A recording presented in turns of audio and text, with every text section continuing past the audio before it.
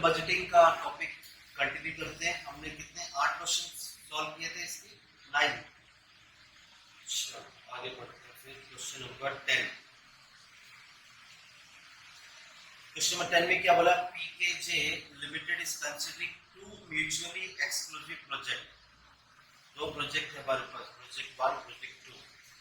Both require an initial cash outflow of 10,000 rupees each for machinery and have a life of 5 years. ठीक है, दो project में पैसा outflow होगा 10,000 rupees और लाइफ कितनी है? 5 साल। तो 5 साल का कैश इनफ्लो भी बताया है इसका। The company's required rate of return is 10% and it pays tax at the rate 50%. ठीक है, टैक्स रेट कितना चल गया? The project will be depreciated on straight line basis. The net cash flow before tax, देखो EBIT हो minus interest, फिर चाहे EBT हो, फिर चाहे EAT हो, है तो कैश इनफ्लो ही सारा का सारा। बट इनमें से हमें कौन सा वाला cash inflow, that is profit, कौन सा दिया? तो बोला है कैश इनफ्लो है बट बिफोर टैक्स, मतलब ये अर्निंग बिफोर टैक्स। ये जो इनकम थी आपको 5 साल के दोनों प्रोजेक्ट के, तो ये आपका कौन सा है? Profit before tax. ठीक है, आगे expected to be generated by the project and the net and the present value PV factor 10% भी दे दिया। ठीक है, ये 10% आपको PV factor कैलकुलेट करके दिया हुआ है इस बार। आगे क्या बोला? You are required calculate payback period of each project. तो हम दोनों प्रोजेक्ट का पेबैक पीरियड ढूंढ देंगे। नेट प्रेजेंट वैल्यू और प्रॉफिटेबिलिटी इंडेक्स। ध्यान देना, जब आपको सिर्फ पेबैक पीरियड बोला तो आपको उस वक्त ये पीवी फैक्टर की जरूरत नहीं पड़ेगी। ठीक है, तो चलो हम सॉल्व करते हैं। पेबैक पीरियड फाइंड आउट करना है। सॉल्यूशन 10। तो सबसे पहले तो हम लिख देंगे कैश आउटफ्लो। 2 प्रोजेक्ट है, प्रोजेक्ट 1 और 2, दोनों में कैश आउटफ्लो लगेगा। स्टार्टिंग में बोला 10,000 रुपीज और इसका डेप्रिसिएशन भी निकाल देंगे हम। अब परसेंटेज तो दिया नहीं है डेप्रिसिएशन का, तो उस वक्त हम डेप्रिसिएशन कैसे निकालते हैं? Cost that is cash outflow minus scrap whole upon life।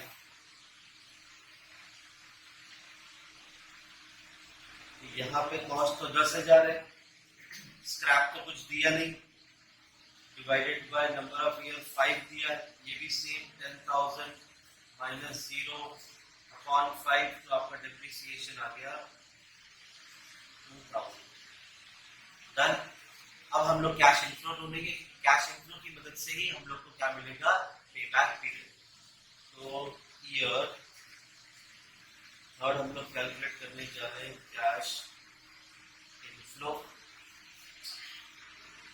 Cash inflow के लिए सबसे पहले हम लिखेंगे ईयर 1, 2, 3, 4, 5। 5 साल का डेटा दिया है हमें।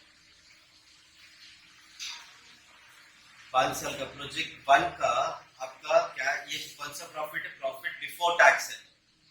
तो प्रॉफिट बिफोर टैक्स कितना दिया हुआ है? हर एक ईयर का 4,000 सेम है, 4,000।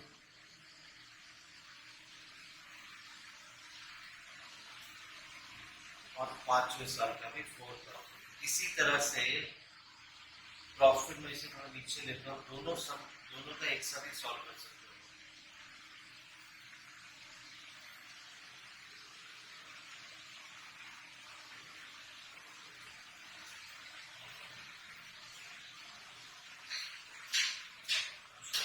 ये है प्रोजेक्ट 1 का और इसी के साथ मैं बना दूंगा प्रोजेक्ट 2 का भी। अलग अलग टेबल बनाने से अच्छा तो एक ही बार में बना के खत्म कर देते हैं।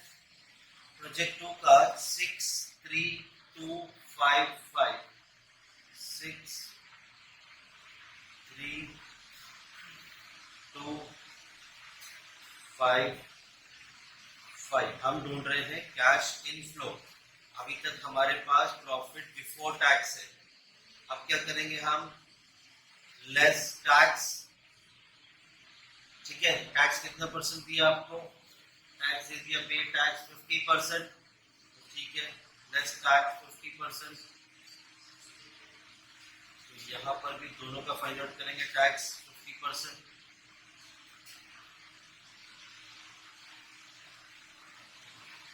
प्रोजेक्ट 1 का 4000, उसका क्या प्रॉफिट बिफोर टैक्स का 50% टैक्स कटेगा तो कितना होगा 2000।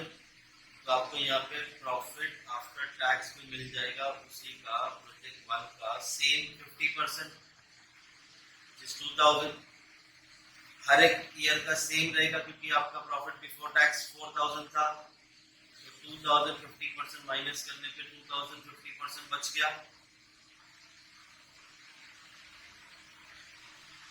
अब प्रोजेक्ट 2 का यहाँ पे 6000 इसका प्रॉफिट है, दैट इज बिफोर टैक्स। इसका 50% टैक्स विल बी 3000 और आफ्टर टैक्स भी आया आपका 3000। अगेन 3000 का 50% 1500 और बच गया 1500। 2000 का 50% इज 1000, दिस इज 1000। 5000 का 50% इज 2500 और बैलेंस यहाँ पे आफ्टर टैक्स 2500, यहाँ पर भी 2500 एंड 2500। यहाँ तक तो हमने प्रॉफिट आफ्टर टैक्स तक ले आए। प्रॉफिट आफ्टर टैक्स में जब आप डेप्रिसिएशन ऐड बैक कर दोगे तो ये बन जाएगा कैश इनफ्लो। तो डेप्रिसिएशन तो दोनों का सेम ही है ना, डेप्रिसिएशन अब दोनों की अमाउंट ही सेम है तो मैं दोनों के लिए कॉमन ले लेता हूँ, डेप्रिसिएशन 2000। आप ये अपनी तरह से किसी भी तरह से बना सकते हो, कोई नोट नहीं है फॉर्मेट के लिए, ठीक है। डेप्रिसिएशन ऐड बैक करने के बाद मुझे मिल जाएगा कैश इनफ्लो,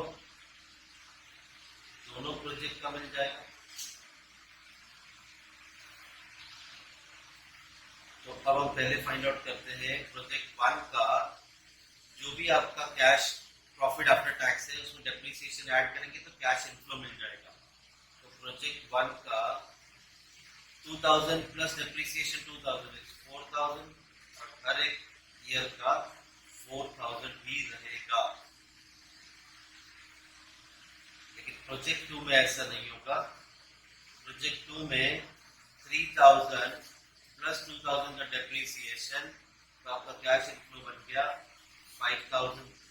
सेकेंड ईयर में 1500 प्लस 2000 विल बिकम्स 3500। उसके बाद 1000 प्लस 2000 टोटल आया आपका 3000।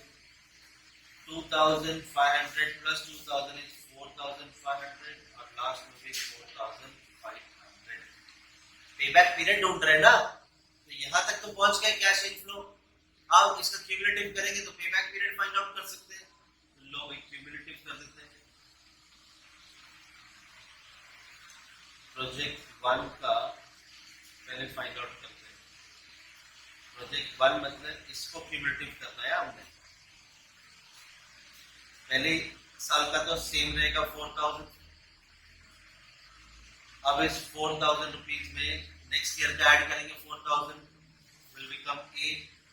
नेक्स्ट ईयर का 4000 12 16 और 20000 डन। अब प्रोजेक्ट 2 का कर लेते हैं। प्रोजेक्ट 2 का पहले साल का तो सेम रहेगा 5000। ये 5000 प्लस 3500 कम्स टू 8500। 8500 प्लस 2000 11500। ये 11500 प्लस 4500 16000 और ये लास्ट आया 20500। डन। अब हम ढूंढ सकते हैं पे बैक पीरियड। तो पहला फॉर्मूला यूज कर रहे हैं पे बैक पीरियड। पहली बात तो चेक करते हैं फॉर्मूला यूज होगा कि डायरेक्टली आंसर मिल जाएगा। आपका प्रोजेक्ट 1 का कैश आउटफ्लो था 10000। किसी पर्टिकुलर ईयर में 10000 एग्जैक्ट आया नहीं, तो तो आपको ऑब्वियसली फॉर्मूला यूज करना होगा। तो ऐसे केस में हम क्या करते हैं, वेरी क्लोज टू 10,000, हमें 10,000 हमने इन्वेस्ट किया था, हम चेक कर रहे हैं क्यूमुलेटिव करके कौन से साल में हमारा पैसा आ रहा है। तो very close to 10,000 is what, 8,000 बराबर। तो ईयर कौन सा कंसीडर हुआ, 2। और नेक्स्ट ईयर का इसका नेक्स्ट ईयर का इसका कैश इनफ्लो कितना होगा, 4,000। तो हम लोग फॉर्मूला यूज करेंगे यहाँ पे। अब ईयर यूज हो रहा है तो year plus cash outflow minus cumulative value upon cash inflow next year का। अब इस प्रोजेक्ट के लिए हमने ईयर कौन सा सिलेक्ट किया है, 2। ईयर इज 2 प्लस, ये हम प्रोजेक्ट 1 का सॉल्व कर रहे हैं। ईयर 2 प्लस कैश आउटफ्लो का कितना, 10,000। क्यूमुलेटिव वैल्यू क्या सिलेक्ट की है, 8,000। और नेक्स्ट ईयर का कैश इनफ्लो कितना है, 4,000। तो चलो 2 प्लस ये 10,000 minus 8,000 divided by 4,000 come to 0.5। मेरे प्रोजेक्ट 1 का payback period is 2.5 years.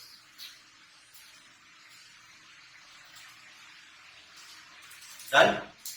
चलो ऐसे ही हम प्रोजेक्ट बी का भी फाइंड आउट कर दें, प्रोजेक्ट 2 का, सॉरी प्रोजेक्ट 2। अब प्रोजेक्ट 2 में कितना पैसा लगा था, यहाँ पर भी 10,000 रुपए लगा था कैश आउटफ्लो।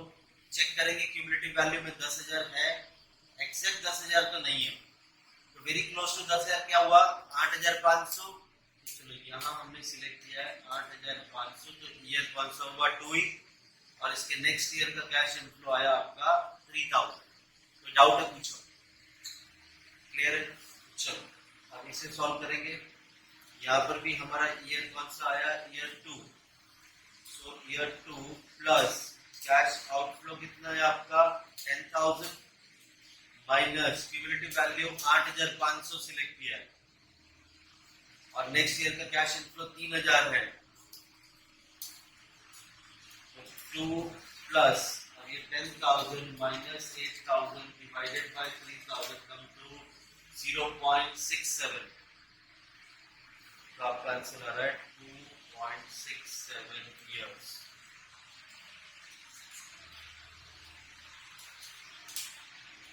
तो ये क्या हो गया हमारा पहला फॉर्मूला सॉल्व, पे back period.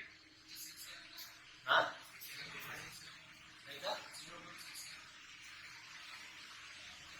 0.67, 10,000 minus 8,500 divided by 3,000, 0.5 आ रहा है, 0.5, ये भी 2.5, ठीक है, एग्जैक्ट है। चलो तो यहाँ पे अभी तक कंप्लीट नहीं हुआ है, एक ही फॉर्मूला सॉल्व किया हमने।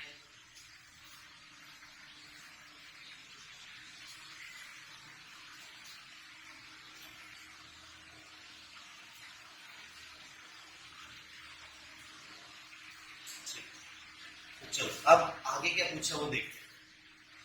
ये हमने सॉल्व कर दिया पे बैक पीरियड। अब पूछते हैं नेट प्रेजेंट वैल्यू। अब नेट प्रेजेंट वैल्यू बोल रहे हैं तो कैश इनफ्लो को डिस्काउंट फैक्टर से मल्टीप्लाई करना पड़ेगा। तो डिस्काउंट फैक्टर आपको दिया हुआ है, पीवी फैक्टर, और साथ में बोला प्रॉफिटेबिलिटी इंडेक्स भी फाइंड आउट करके दो, ठीक है। अब इस टेबल में से मैं क्या ले लेता हूँ, ये कैश इनफ्लो का डेटा ले लेता हूँ, बराबर, ये हमारे काम का आएगा और इसी पे हम लोग कैलकुलेशन करेंगे आगे। तो नेक्स्ट टेबल बनाते हैं।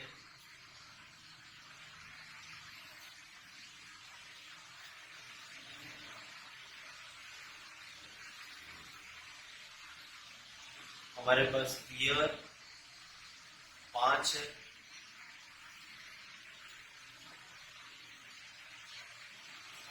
हमारे पास कैश इनफ्लो भी है, प्रोजेक्ट 1 प्रोजेक्ट 2 का हमारे पास पीवी फैक्टर भी है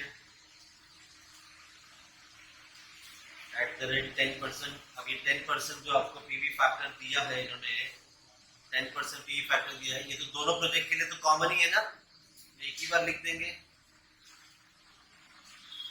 यहाँ पे आपको मिल जाएगा present value of cash inflow project 1 और प्रोजेक्ट 2 का।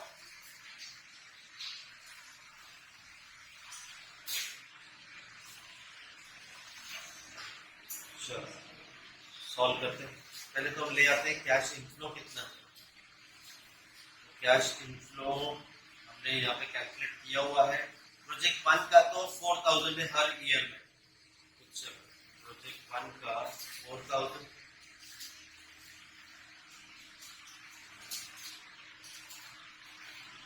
और प्रोजेक्ट 2 का हर एक ईयर का डिफरेंट है, विच इज 5000, 3500, 3000, 5 5000, 3500, 3000, 4500 and 4500। अब पीवी फैक्टर दिया हमें 10% के हिसाब से, तो क्वेश्चन में दिया है 0.909, 0.826, 0.909, 0.826, 0.751, 0.683, 0.621 ये दे दिया। अब दोनों का मल्टीप्लिकेशन करके हम वैल्यू फाइंड आउट करेंगे। तो चलो 4000 हर एक का 4000, एक ही बार कैलकुलेटर में 4000 लिखो इनटू 0.909 इक्वल टू साइन दो 3636। अब बिना कोई बटन दबाए सीधा कैलकुलेटर में डाल दो 0.826 बिना मल्टीप्लाई कुछ भी किए, क्योंकि हर एक का आपका 4000 बेस तो सेम है 3304। 0.751 equals to 3004, 0.683 equals to 2732 और 0.621 equals to 2484। अब सेकंड प्रोजेक्ट में ऐसा नहीं कर सकते क्योंकि हर एक ईयर का वैल्यू डिफरेंट है। तो 5000 into 0.909 comes to 4545, 3500 into 0.826, 2891।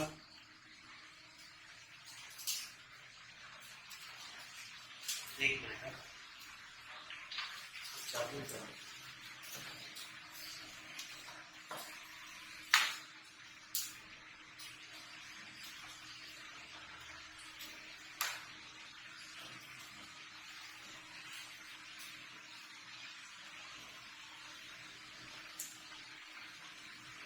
दो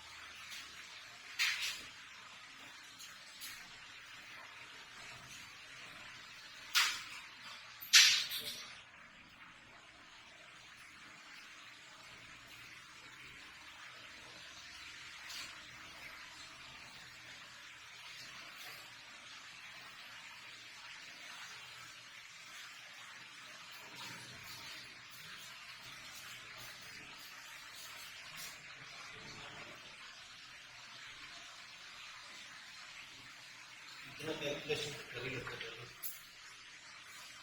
चलो कैलकुलेट क्या करना, 3500 2891 आया था।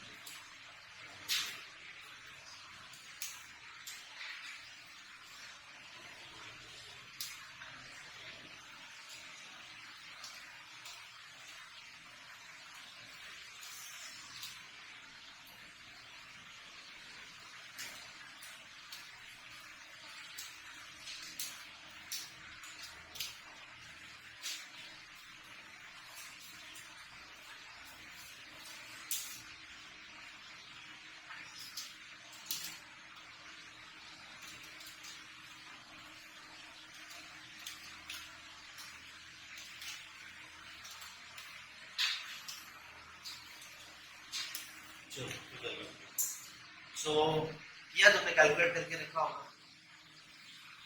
3500 इंटू 3500 इंटू 0.826 आया 2891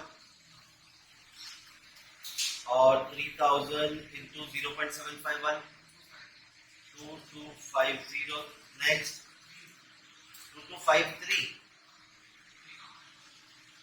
और 4500 इंटू 0.683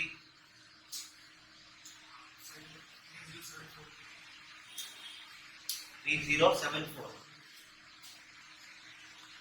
और लास्ट का 4500 इंटू 0.621 comes to 2795 डन। तो चलो अब हमने ये कर दिया, इसका टोटल ले लेते हैं। चलो प्रोजेक्ट 1 का थोड़ा टोटल तुम लोग कितना 15,160 और सेकंड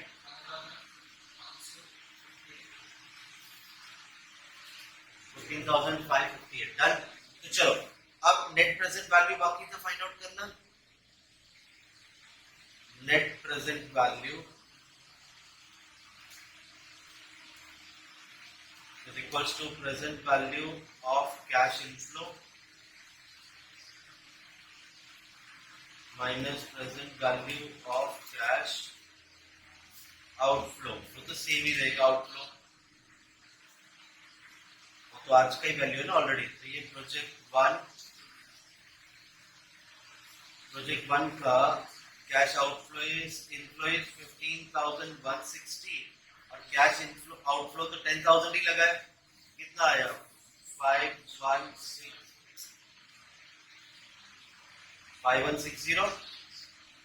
और प्रोजेक्ट 2 का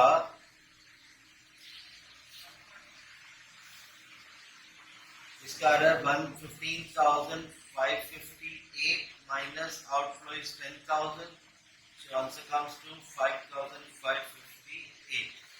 ठीक है, चलो ये भी हो गया हमारा। और प्रॉफिटेबिलिटी इंडेक्स बोला था इन्होंने, जो अभी माइनस को डिवाइड कर देंगे। Profitability index present value of cash inflow upon present value of cash outflow। तो प्रोजेक्ट 1 का present value of cash inflow था 15,160 divided by 10,000 is equals to 1.52 ले लो। और प्रोजेक्ट 2 का 15,558 upon 10,000, so this comes to 1.56 done. तो अब जाके ये पूरा क्वेश्चन कंप्लीट हुआ। ठीक है, चलो नेक्स्ट आपको दिया है, हाँ सबसे इम्पोर्टेंट आईआरआर ढूंढना। ठीक है, अब इन्होंने क्या बोला, calculate the internal rate of return using 10%, 11% base. 10% और 11% पीवी फैक्टर को कंसीडर करके हमने ये बताना है कि हमारा इंटरनल रेट ऑफ रिटर्न क्या होगा, और तो कुछ भी नहीं पूछा। ठीक है, तो ये आपको कैश आउटफ्लो दे दिया और 5 साल का कैश इनफ्लो दे दिया। तो चलो इसे सॉल्व करते हैं। ये आएगा हमारा सॉल्यूशन 11। ये आईआरआर वाला है मेथड। ठीक है, तो चलो अब इसमें पर्टिकुलर्स, टाइम पीरियड, अमाउंट, पहले ये डेटा ले लेते हैं।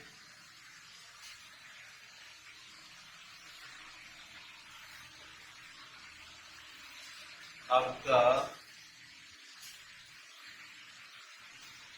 कैश आउटफ्लो कितना है?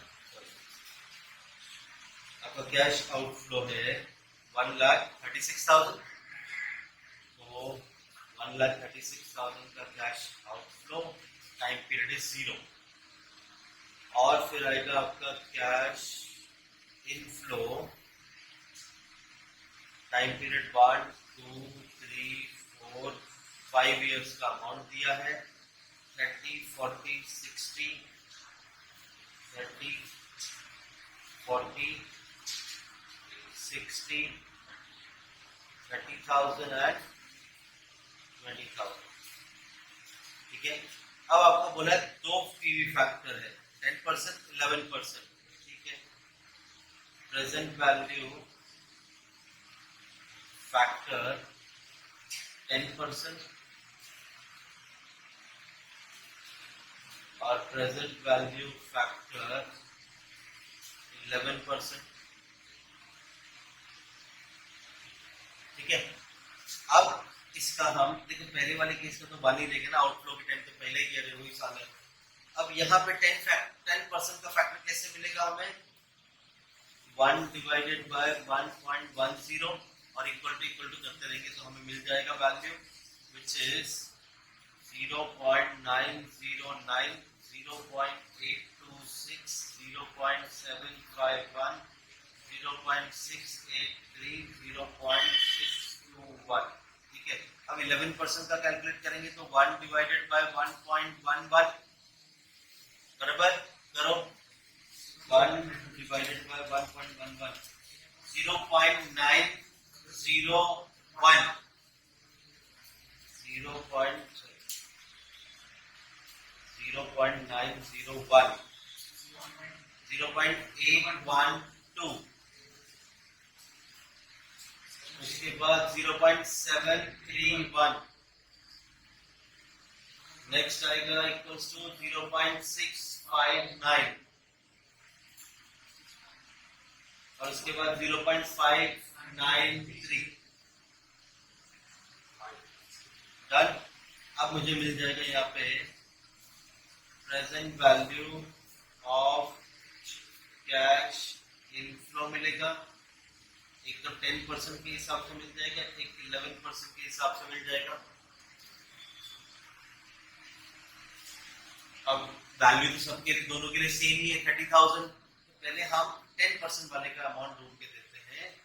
सो 30,000 इंटू 0.909, सो 27270, दूसरा भी मिल सकता है साथ में ना, 0.901, 27030।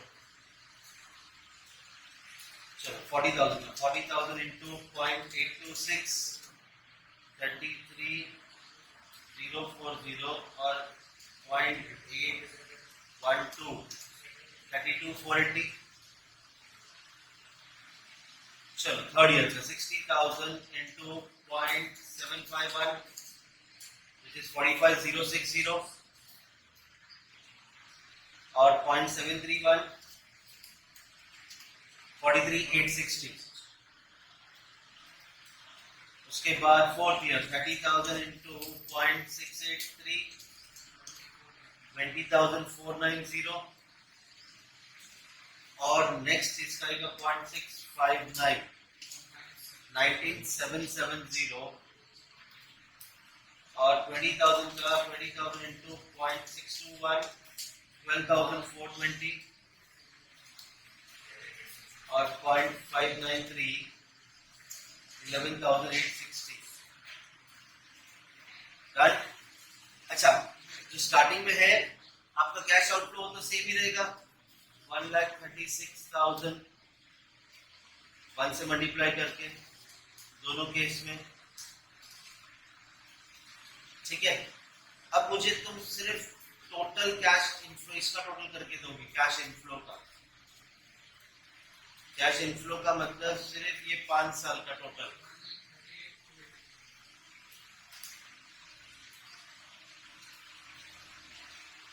$1,480, 280 और सेकेंड वाले का कितना आया? हाँ, 1,35,000 सबसे 1,35,000 डन। तो अब क्या करेंगे? अब ध्यान दो, नेट प्रेजेंट वैल्यू सबसे, जब भी आईआरआर ढूंढना है तो सबसे पहले ढूंढ लो इन लोग में एनपीवी। तो NPV net present value, net present value कैसे मिलेगा? Present value of cash inflow minus present value of cash outflow. तो 138 280 में से 1,36,000 माइनस होगा, तो कितना है नेट प्रेजेंट वैल्यू? 2,280। और इसका कितना आ रहा है? Negative 1,35,000। Present value of cash inflow तो ये है, minus present value of cash outflow, तो 1,000 नेगेटिव आएगा। तो ये आया 1,000 नेगेटिव। अब हम आईआरआर ढूंढने की सबसे बेस्ट और सबसे इजी तरीका, तो ध्यान देना, जब यहाँ पे ले लेते आईआरआर, जब मेरा पीवी फैक्टर 10% था, जब मेरा पीवी फैक्टर 10% था, तो उस वक्त में मेरा नेट प्रेजेंट वैल्यू कितना है? 2280। एनपीवी है मेरा 2280। और जब मेरा पीवी फैक्टर 11% है, उस वक्त में मेरा एनपीवी नेगेटिव आया। डन। तो व्हाट इज माय आईआरआर? उसको एक्स मानते हैं। कितना परसेंट है internal rate of return? X. IRR मतलब when the present value of cash inflow and outflow is same, मतलब आपका present value of cash outflow और इनफ्लो जब सेम होगा, उस वक्त पे कंपनी आईआरआर कमा रही है। मतलब उस वक्त पे आपका एनपीवी कितना हो जाएगा? 0। जब ये भी 1,36,000 ये भी 1,36,000 होगा, तो एनपीवी 0 हो जाएगा। तो मेरा इंटरनल रेट ऑफ रिटर्न मैं तब कमाऊंगा जब मेरा एनपीवी 0 होगा। डन हो गया, कहानी खत्म। आईआरआर का इन दोनों को पहले कंपेयर करते हैं, उसके बाद इन दोनों को कंपेयर करेंगे। ध्यान देना कैसे। पहले किसे कंपेयर करने जा रहा हूं मैं? इनको। ठीक है, तो इक्वेशन बनेगा साइमल्टेनियस का x minus 10 equals to 0 minus 2280। ये समझा क्या किया मैंने? इन दोनों को कंपेयर कर कैलकुलेट कर रहा हूं, x माइनस 10 और ये हो गया 0 माइनस 2280। अब नीचे वाला सेकंड वाला सिनेरियो, 11 माइनस 10 बराबर ना। अब इन दोनों को कंपेयर कर रहा ना, 11 माइनस 10 और ये माइनस 1000 माइनस 2280, तो नेगेटिव 1000, उसमें से माइनस कर दूंगा 2280। तो ध्यान देना, x माइनस 10 अपॉन 11 में से 10 माइनस किया तो 1, और ये आया आपका नेगेटिव 2280। और ये अगर मैं कैलकुलेट करूंगा तो कितना आएगा? नेगेटिव 1000। पहले आपका अगर कैलकुलेशन सादा वाला, तो पहले माइनस साइन दबाओ, 1000 लिखो, इक्वल्स टू दबाओ, इसे नेगेटिव बनाओ पहले, क्योंकि नेगेटिव 1000 में से माइनस करने जा रहा हूं 2280। अब मैं माइनस करूंगा 2280, तो मेरा आंसर आ रहा है 3280 नेगेटिव बराबर। तो ये आया नेगेटिव 3280। ये जो है माइनस माइनस कट, तो चलो अब 1 से किसी को भी मल्टीप्लाई करूंगा तो 1 ही आने वाला है ना, 1 से वही आंसर आएगा। तो ये x minus 10 is equals to, जरा डिवाइड करो, 2280 डिवाइडेड बाय 3280, 0.70 बराबर। तो x यहीं पे रहने दो, 0.70, जो 10 है वो राइट हैंड साइड में जाएगा तो प्लस 10 हो जाएगा। तो आपका x कितना आया? 10.70%। This is my IRR. ये हो गया आपका आईआरआर। इसका प्रैक्टिस होना जरूरी है। आईआरआर ढूंढना है तो आपको दो पीवी फैक्टर दिए होंगे, उसका नेट प्रेजेंट वैल्यू ढूंढो। कंपेयर करते वक्त 10% पे कितना एनपीवी और 11% पे कितना एनपीवी है, बीच में डाल दो। आईआरआर जो ढूंढना है x और उसकी वैल्यू ले लो 0। पहले इन दोनों को कंपेयर करो, फिर उसके बाद में टॉप और बॉटम कंपेयर करो, इससे आपका आईआरआर मिल जाएगा। डन।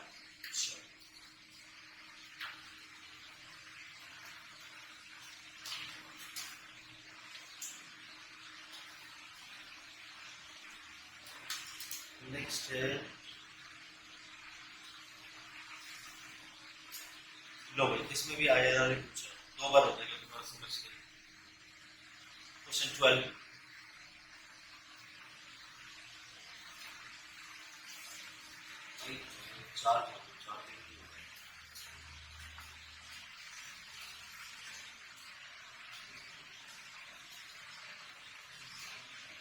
बहुत कम है।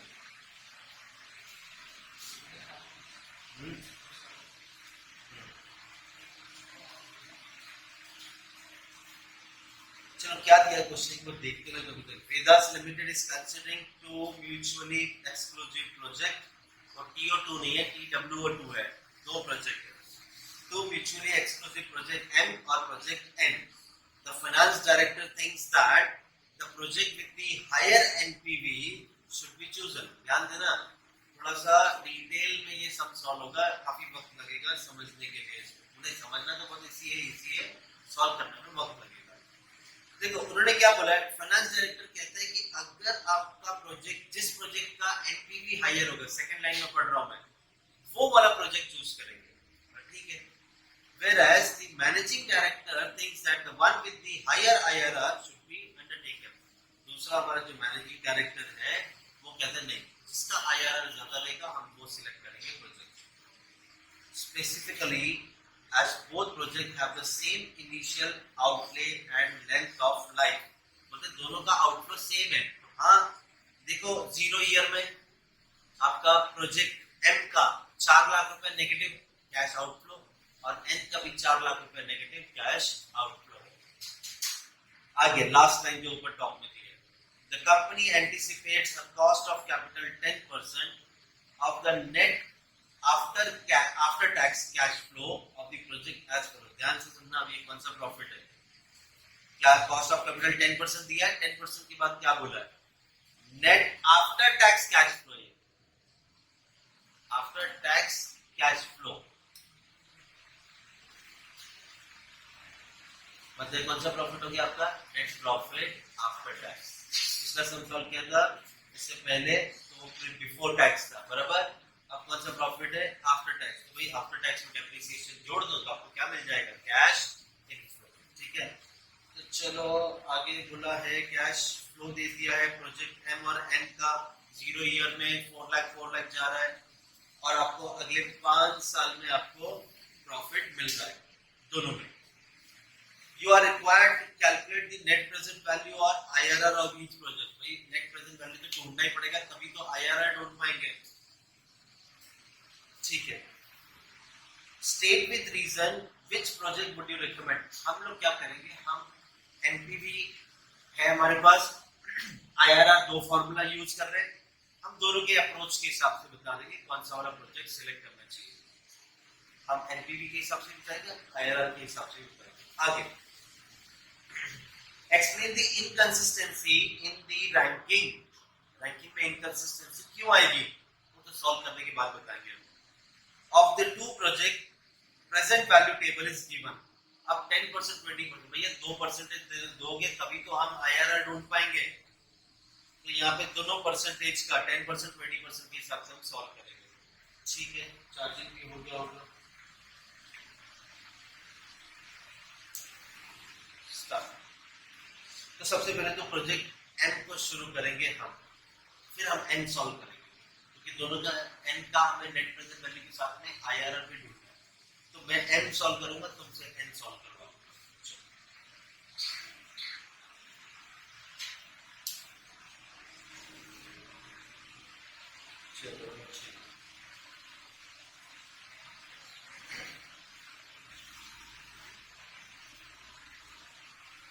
क्वेश्चन 12,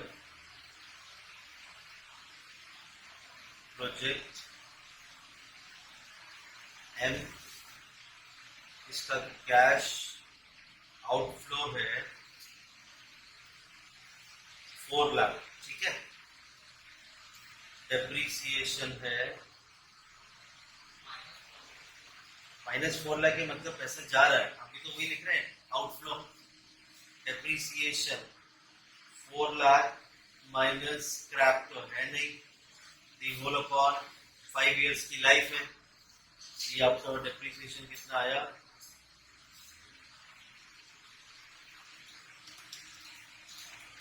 80,000, ठीक है। इसके बाद थर्ड कैश इनफ्लो ढूंढेंगे, हमें तो प्रॉफिट आफ्टर टैक्स दिया है, ठीक है। ईयर 1, 2, 3, 4 एंड 5, 5 साल का डेटा दिया है हमें। प्रॉफिट आफ्टर टैक्स दिया है, आफ्टर टैक्स कितना प्रॉफिट दिया हमें, 70,000, 1,60,000, 1,80,000, 70,000, 1,60,000, 1,80,000, 1,50,000, हाँ, और 40,000। इस तरह से आपको प्रॉफिट आफ्टर टैक्स दिया। इसमें डेप्रीसिएशन ऐड कर देंगे, डेप्रीसिएशन है आपका 80,000, अभी कैलकुलेट किया, तो हर एक ईयर में 80,000 का डेप्रीसिएशन आ गया। डेप्रीसिएशन ऐड करोगे तो आपको मिल जाएगा कैश इनफ्लो, ठीक है। अब ऐड कर देंगे तो 1,50,000, 2,40,000, 260, 230, 1,20,000 कैश इनफ्लो मिल गया हमें। और दो पीवी, अभी देखो, अभी हमें क्या ढूंढना है, प्रेजेंट नेट प्रेजेंट वैल्यू, तो भाई 2% दोनों परसेंटेज के हिसाब से ढूंढेंगे। तो प्रेजेंट वैल्यू फैक्टर, एक तो हमें 10% दिया है, ठीक है, और दूसरा 20% दिया है। प्रेजेंट वैल्यू फैक्टर @20%, चलो 10% के हिसाब से कितना आ रहा है, 0.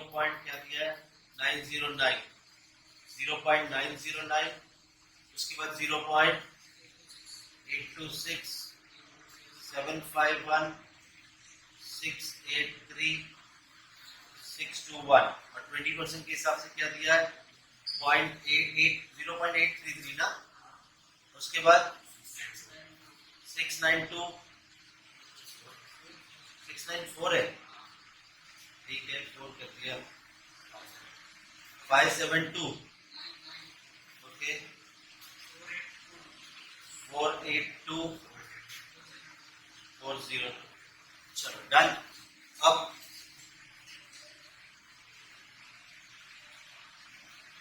Present value of cash inflow, ये 10% के हिसाब से, और present value of cash inflow ये 20% के हिसाब से मल्टीप्लिकेशन करके मिल जाएगा, ठीक है।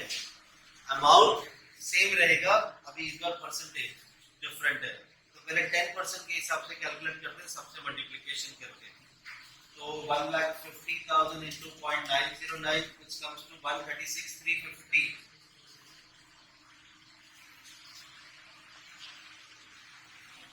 2,40,000 into 0.826, 198,240, हाँ, तो ज्यादा लिख दिया क्या मैंने, 150,000 into 0.909, that is 136,350, 350, ठीक है। चलो नेक्स्ट है 2,60,000 into 0.751, 195,260, उसके बाद आ रहा है 2,30,000 इंटू 0.683 comes to 157,090.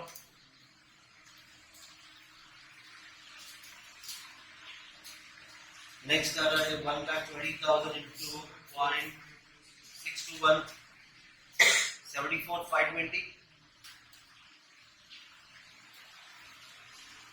इसी तरह से हम लोग 20% का भी कैलकुलेट करते हैं. अमाउंट वही रहेगी 1,50,000 पहले वाला देख के लेते हैं 124,950.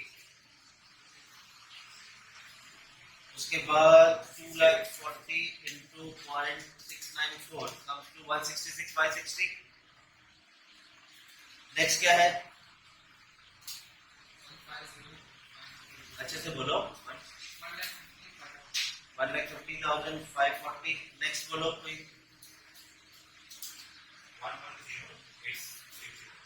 880.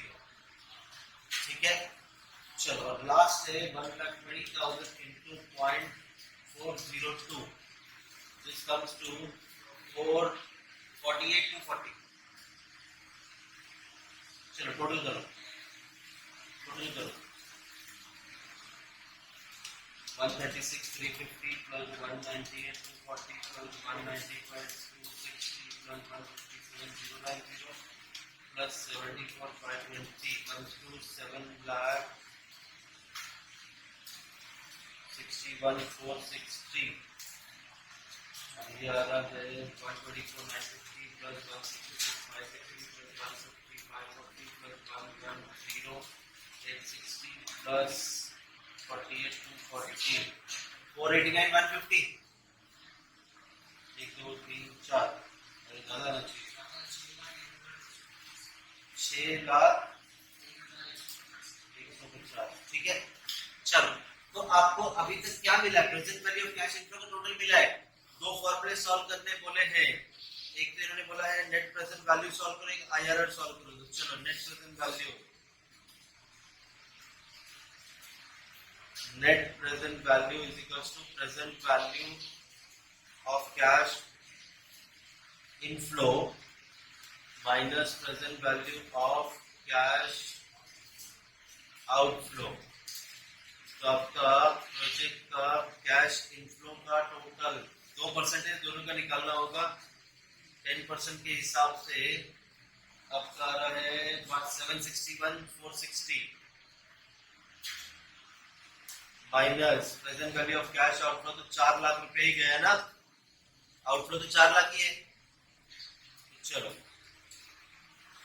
3,61,460 डन. अब 20% के हिसाब से टोटल आ रहा है आपका 6,01,150. कैश आउटफ्लो तो सेम ही रहेगा 4 लाख. तो ये आ गया 2,01,150 डन. चलो अब आईआरआर फाइंड आउट करना है. आईआरआर के लिए हम लिखते हैं यहाँ पे कि भाई जब आपका परसेंटेज 10% था तो उस वक्त पे आपका एनपीवी कितना आया है 3,61,460. और जब परसेंटेज आपका 20 था तो उस वक्त पे नेट प्रेजेंट वैल्यू आया है 2,01,150. तो हमारा IRR let it be x वो कितना? वो तो तब होगा जब आपका एनपीवी इज 0. अब इन दोनों को हम कंपेयर करेंगे पहले. ठीक है. तो पहले ये लिख लेते हैं. तो हमारा इक्वेशन बनेगा x minus 10 which is equals to 0 minus 361,460. अब कंपैरिजन किसका होगा? इन दोनों का. तो ये आ गया 20 minus 10. इधर आ जाएगा 2,01,150 minus 361,460 done.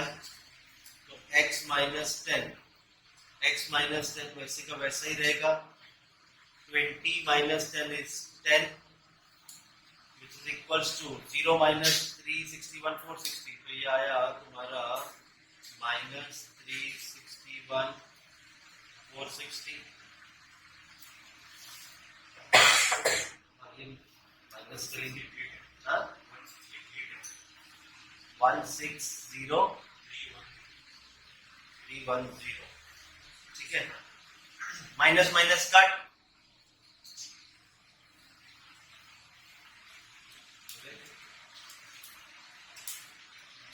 Minus sign cut हो गया। अब आपका इक्वेशन क्या बनेगा, x माइनस 10 और ये 10 इससे मल्टीप्लाई हो जाएगा ना, अपॉन 160,310, तो x माइनस 10 ये आ गया आपका 3614600 अपॉन 160,310। चलो करो कैलकुलेट, x माइनस 10 कितना है, 3614600 डिवाइडेड बाय 160,310, 22.55। तो ये आ गया आपका x is equals to 22.55 plus 10, x is equals to 0.55।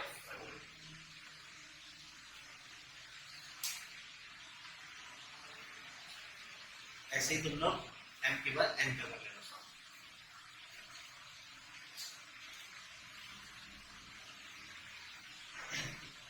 चलो क्वेश्चन 13, ये तो तुमसे हो जाएगा मेरे हिसाब से। आपका दो प्रोजेक्ट है given below, cash out inflows के बारे बात किया है, थाउजेंड्स में रुपीस, 50,000 300,000, ठीक है ना। ए और बी का दे दिया है। इन्वेस्टमेंट, इनिशियल इन्वेस्टमेंट मतलब कैश आउटफ्लो है। Evaluate which project is better under each of the criteria taking discounted rate as 10%, ठीक है। 10% डिस्काउंट रेट के हिसाब से सॉल्व करना है, ठीक है। यहाँ पे हमारा ना रिपोर्ट रीजनिंग भी देना बाकी है, तो वो तो भाई दोनों फॉलो करना पड़ेगा, हमें दोनों सॉल्व करना पड़ेगा तभी होएगा, ठीक है। वो कर लेना, बता दो क्या है। जिसका ज्यादा प्रोजेक्ट होगा, जिसका एनपीवी ज्यादा होगा लिख देना प्रोजेक्ट, वो सिलेक्ट करना है, और जिसका आईआरएम ज्यादा रहेगा वो सिलेक्ट करना है। ऐसा जवाब है, ठीक है। एनपीवी ढूंढना है, डिस्काउंटेड पेबैक पीरियड ढूंढना है, प्रॉफिटेबिलिटी इंडेक्स ढूंढना है। कैश आउटफ्लो आपके पास दोनों प्रोजेक्ट का है, चलो सॉल्व करते हैं। 13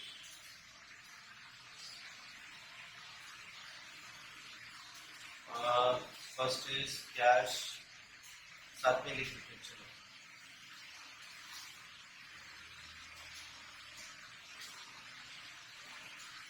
कैश फ्लो दिया हुआ है, क्या हम लिखते हैं, कैश आउटफ्लो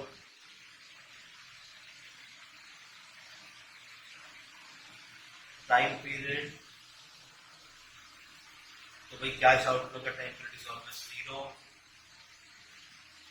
अमाउंट, आपको अमाउंट दी है दो प्रोजेक्ट की,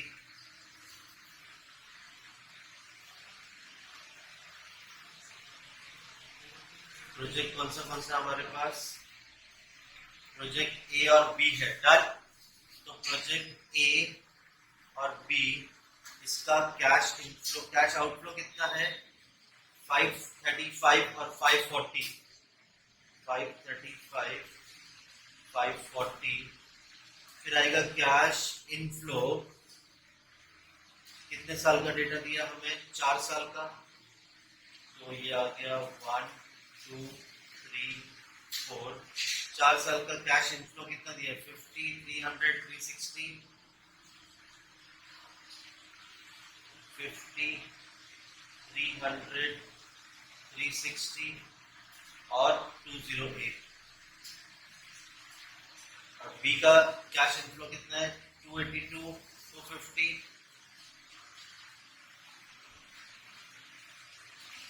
नेक्स्ट है 180 और लास्ट में नहीं है, तो 3 साल होगा। प्रोजेक्ट बी का टेन्योर होगा 3 साल, प्रोजेक्ट ए का टेन्योर होगा 4 साल, डन। अमाउंट दे दिया, ढूंढने क्या बोला है, नेट प्रेजेंट वैल्यू, मतलब मुझे पीवी फैक्टर को कंसीडर करना होगा।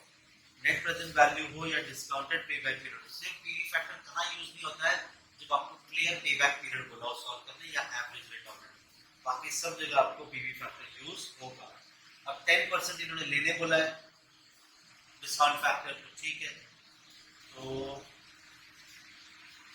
PV factor at the rate 10%, और भाई 10% के हिसाब से आता है ये 1, 0.909, 0.826, 0.751, 0.683, ठीक है। अब आपको मिल जाएगा present value of cash inflow.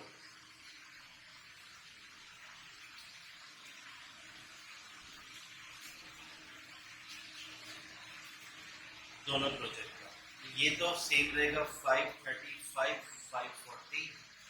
अब मल्टीप्लिकेशन करके लेके आएंगे वैल्यू, तो कैसे मिलेगा, प्रोजेक्ट 1A का डिस्काउंट फैक्टर से मल्टीप्लाई करेंगे तो present value of cash inflow मिल जाएगा। 50 into 0.909 comes to 45.45, 45.45, 300 into 0.826, 247.8, 360 into 0.751, 270.36, और 208 into 0.683 comes to 142.06। ठीक है, इसी तरह से हम लोग ए का भी ढूंढ लिया, ऐसे ही बी का फाइंड आउट करते हैं वैल्यू। तो 282 into 0.909 comes to 256.34,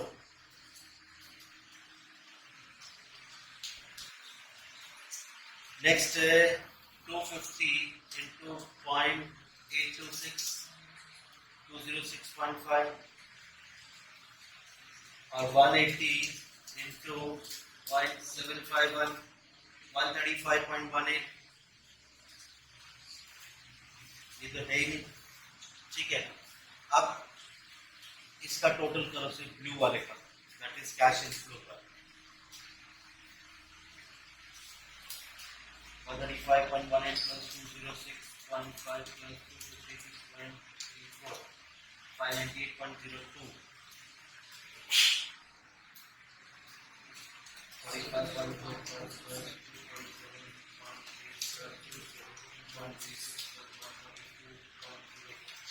705.67।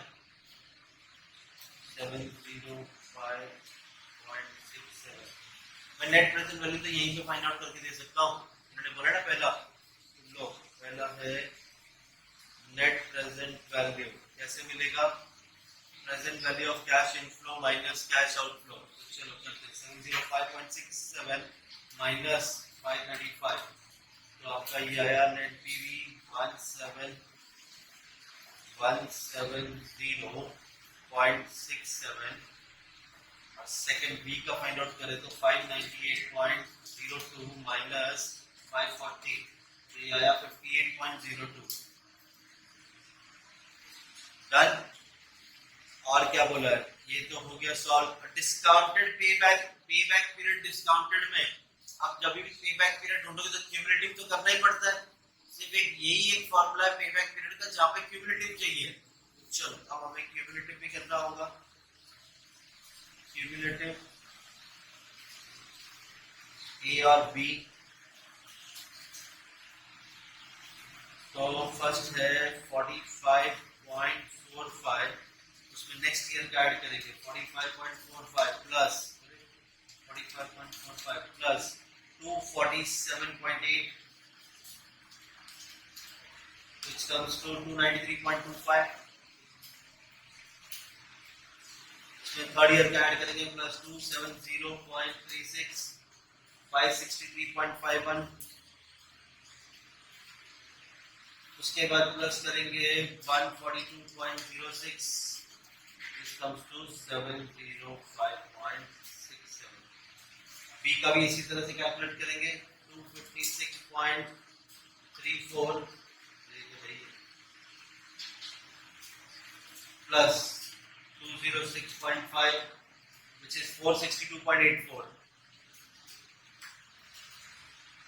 plus 135.18 598.02 done. अच्छा, अब मैं discounted payback period find out कर सकता हूँ।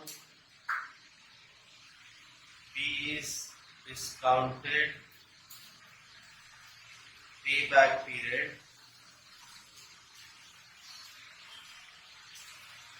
अब ये जो मेरा वैल्यू है कैश आउटफ्लो का, क्या किसी भी ईयर में मैच हुआ 535? नहीं, इधर नहीं देखना, इधर देखना है 535 क्यूमुलेटिव में चेक करेंगे 535 एग्जैक्ट तो नहीं है, then very close to 535, very close to 535 is क्या 293.25 बराबर। और नेक्स्ट ईयर का कैश इनफ्लो होगा ये वैल्यू, ठीक है। तो ईयर कौन सा सिलेक्ट हो गया 2, तो चलो ठीक है, ईयर है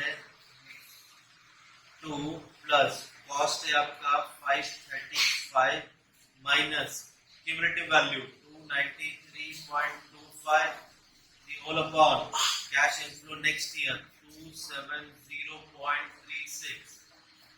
तो ये आ गया 2 प्लस ये कैलकुलेट होगा 535 minus 293.25 divided by 270.36, this comes to 0.89, so answer is 2.89 years done। ये तो हमने किसका फाइंड आउट किया, ए का बराबर। अब बी का फाइंड आउट करते हैं। अब बी के लिए मैं कलर चेंज कर लेता हूँ, रेड लेता हूँ, ठीक है। तो मेरा कैश आउटफ्लो था 540 क्रॉस एग्जैक्ट तो है नहीं, तो वेरी क्लोज टू 540 कौन सा वाला है 462.84, ईयर तो वही रहा 2, और नेक्स्ट ईयर का कैश इनफ्लो इज 135.18। तो चलो ईयर है हमारा सॉल्व करने के लिए 2 plus cash outflow is 540 minus cumulative value हमने सिलेक्ट किया 462.84 और नेक्स्ट ईयर का कैश इनफ्लो इज 135.18 डन। तो ठीक है, 2 प्लस ये आ रहा है 540 minus 462.84 divided by 135.18, this comes to 0.57 ये आया 2.57 years। तो ए और बी का हमारा डिस्काउंटेड पेबैक पीरियड भी सॉल्व हो गया। अब प्रॉफिटेबिलिटी इंडेक्स निकालना बड़ा आसान है, सिर्फ डिवाइड करना है। तो C profitability index which is present value of cash inflow upon present value of cash outflow। तो ठीक है, इन मशीन ए या प्रोजेक्ट ए का present value of cash inflow, तो वही present value of cash inflow A का टोटल किया था ना 705.67, तो 705.67 whole upon present value of cash outflow, तो वही आपका कैश आउटफ्लो तो 535 है, डिवाइड किया 535 कितना आया 1.32, मतलब 1 रुपया इन्वेस्ट करोगे तो 1.32 मिलेगा आपको। बी में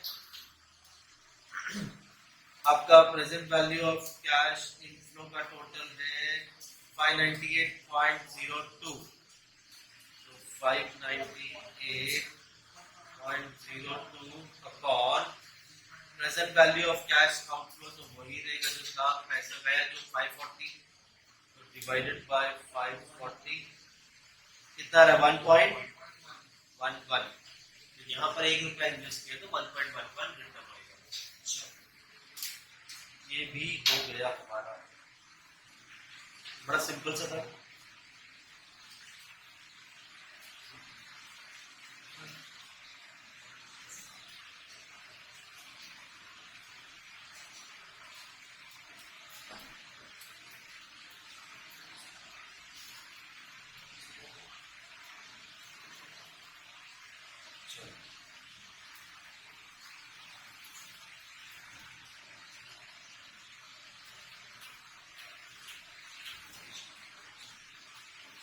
एक मिनट में स्टार्ट करता हूँ, आप लोग बस ये देख लो क्वेश्चन नंबर 14 में जो हमें प्रॉफिट दिया है वो कौन सा वाला प्रॉफिट है, EBIT है, EBDIT है, EBT है, EAT है, सोच लो ध्यान से।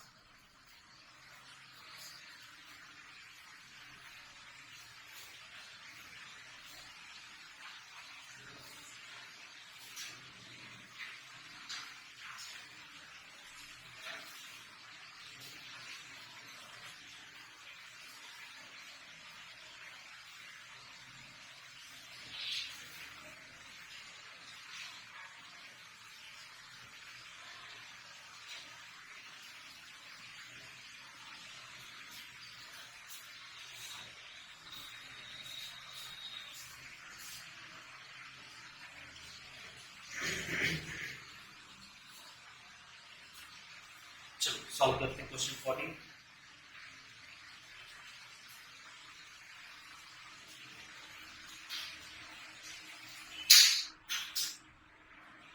चलो क्वेश्चन 14 बोल रहा है Lokesh limited is considering buying a machine costing ₹15 lakh which yields the following annual income. वो सोच रहे कि 15 लाख की मशीन खरीदते हैं, अगर ये मशीन खरीदेंगे तो इस तरह से हमारे पास पैसा आएगा हर साल। कौन सा पैसा है, इनकम आफ्टर डेप्री, मतलब डेप्रिसिएशन माइनस हो चुका है बट बिफोर टैक्स। कौन सा प्रॉफिट है, ईबीटी, प्रॉफिट बिफोर टैक्स। और आपको डिस्काउंट फैक्टर पीवी फैक्टर 12% के हिसाब से कैलकुलेशन दे दिया। आपका कॉर्पोरेट टैक्स रेट है 30%, डेप्रिसिएशन 5 साल का निकाला जाएगा। There is no scrap value, normal rate of return 12% है। Round off your calculation to the nearest rupee पे कैलकुलेट करना है, तो ध्यान देना। पे बैक पीरियड दिया है, ये फॉलो करना है। यहाँ पे तो हमें यहाँ पे डिस्काउंट फैक्टर की जरूरत है या नहीं जरूरत है। जब आप पे बैक पीरियड ढूंढते हो तो उस वक्त पे आपको पीवी फैक्टर की जरूरत है या नहीं। मैंने आपको 2 टेक्निक सिखाए थे, ट्रेडिशनल जिसमें आप एनपीवी निकालते हो, एआरआर फाइंड आउट करते हो, और फिर मॉडर्न टेक्निक में एनपीवी ट्रेडिशनल में पे बैक पीरियड फाइंड आउट करते हैं और एआरआर फाइंड आउट करते हैं। यहाँ पर हमें कभी भी पीवी फैक्टर की जरूरत नहीं है, यहाँ पर टाइम वैल्यू को कंसीडर नहीं किया गया है। बट जो मॉडर्न टेक्निक है एनपीवी, प्रॉफिटेबिलिटी इंडेक्स, उसके बाद में आपका discounted payback period, IRR, यहाँ पे आपको ये डिस्काउंट फैक्टर की जरूरत पड़ेगी। तो पे बैक पीरियड में आपको डिस्काउंट फैक्टर की जरूरत नहीं। इसे हम कैश इनफ्लो में कन्वर्ट करेंगे, क्यूमुलेटिव करेंगे और सॉल्व कर देंगे पे बैक पीरियड। लेकिन discounted payback period, net present value और प्रॉफिटेबिलिटी इंडेक्स के लिए आपको प्रेजेंट वैल्यू फैक्टर की जरूरत है। चलो सॉल्व करते हैं सॉल्यूशन 14।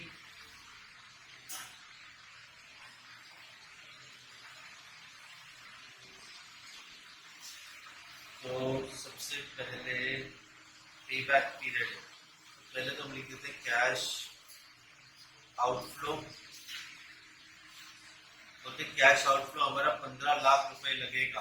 कहाँ बोला है ऐसा, स्टार्टिंग लाइन में बोल दिया, ठीक है। और फिर डेप्रिसिएशन आपका स्ट्रेट लाइन मेथड होगा, मतलब मैं एस्टिमेटेड लाइफ के हिसाब से कैलकुलेट करूंगा क्योंकि डेप्रिसिएशन का परसेंटेज नहीं दिया है। तो ठीक है, डेप्रिसिएशन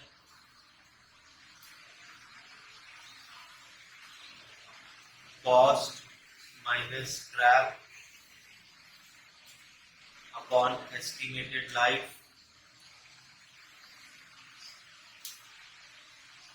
ठीक है, तो ये आपका कॉस्ट तो 15 लाख है। क्वेश्चन ने स्पेसिफाई किया है there is no scrap, there is no scrap value, बराबर।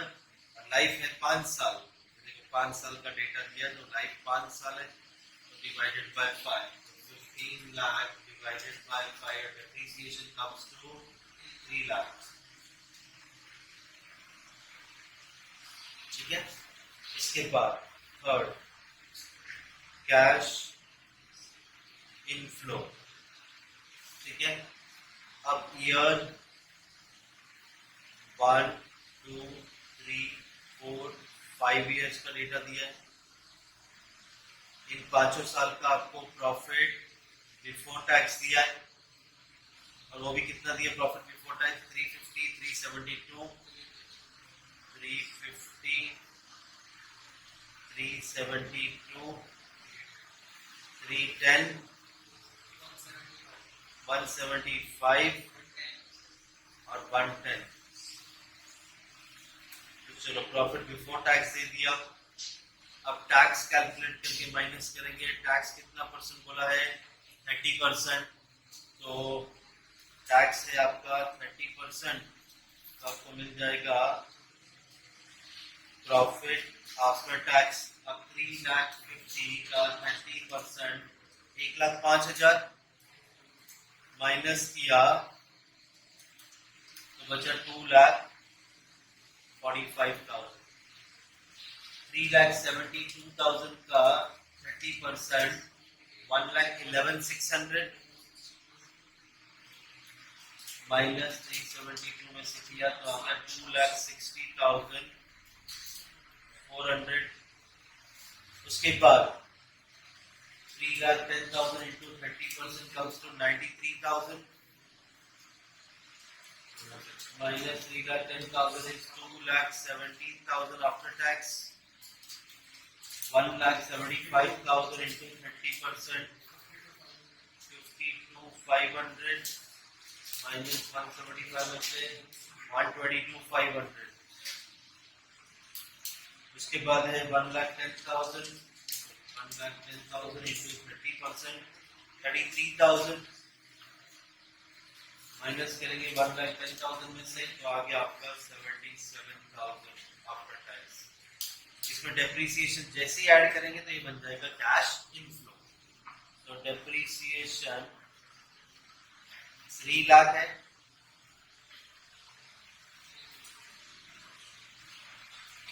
तो 3 लाख का डेप्रिसिएशन ऐड करने के बाद हमें मिल जाएगा कैश इनफ्लो which is 5,45,000 आया। प्रॉफिट आफ्टर टैक्स 2,45,000 में 3 लाख का डेप्रिसिएशन ऐड।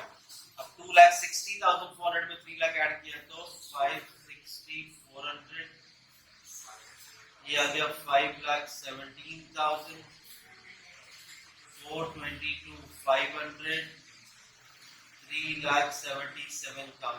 अब पे बैक पीरियड ढूंढना है तो कैश इनफ्लो क्यूमुलेटिव करेंगे। This is 5,45,000, 5,45,000 plus next year का कैश इनफ्लो है 5,60,400, 11,05,400। इसमें ऐड कर देंगे 5,17,000, 16,22,400 प्लस किया 422,500 which is 20,44,900 plus 3,77,000 comes to 24,21,900। अब पे बैक पीरियड ढूंढेंगे तो हमें चेक करना है कि हमारा 15 लाख रुपए कौन से ईयर में रिकवर हो रहा है। तो 15 लाख यहाँ तक क्रॉस हो गया, तो वेरी क्लोज टू 15 लाख इस ये, तो हम सिलेक्ट करेंगे 11,05,400 क्यूमुलेटिव वैल्यू। ये ईयर बना 2 और नेक्स्ट ईयर का कैश इनफ्लो, इन दोनों के बीच में कहीं पे हमारा पैसा रिकवर हो रहा है। पे बैक पीरियड सॉल्व करेंगे।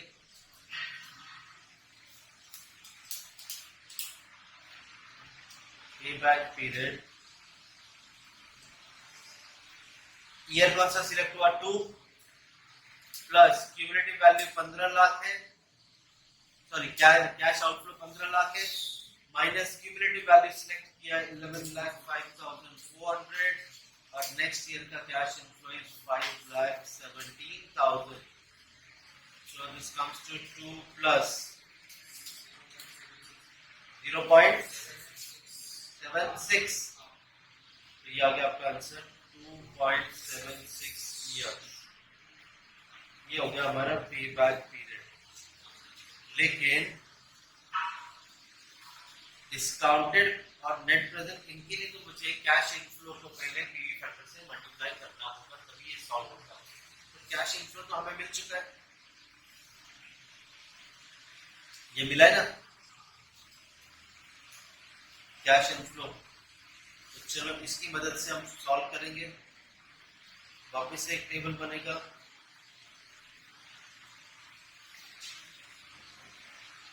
ये आ गया आपका ईयर 1 2 3 4 5,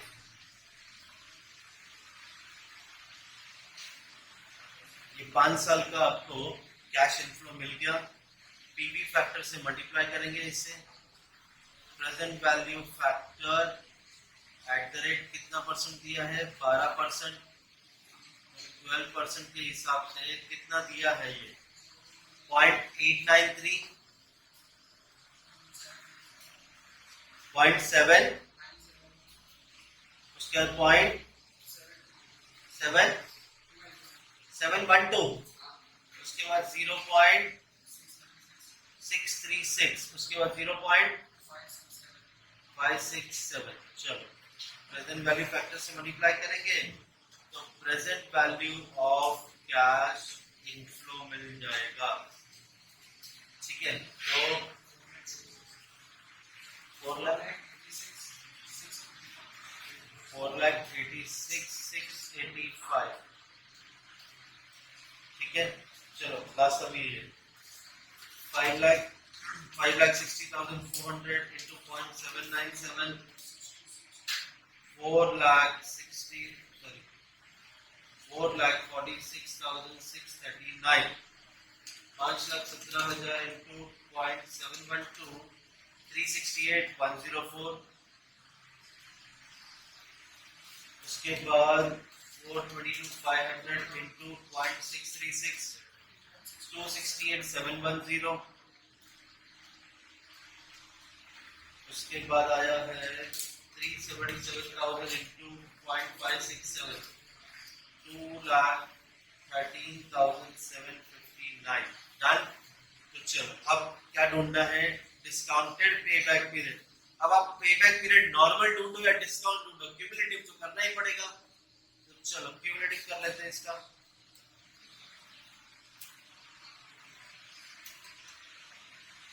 क्यूमुलेटिव आया 4,86,685, 4,86,685 प्लस 446,639, 9,33,324 प्लस नेक्स्ट ईयर का 368,104, 13,01,428। उसके बाद प्लस किया नेक्स्ट ईयर का 268,710, 15,70,138 plus next year 213,759। This comes to 17,83,897।